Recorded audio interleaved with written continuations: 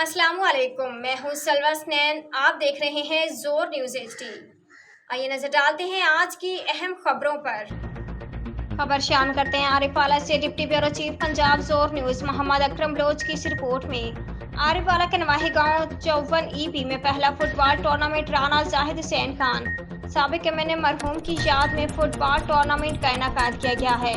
चक्कर number 43 EB बामुकाबला 50 EB टीमों के दरमियान एक फुटबॉल का मैच खेला।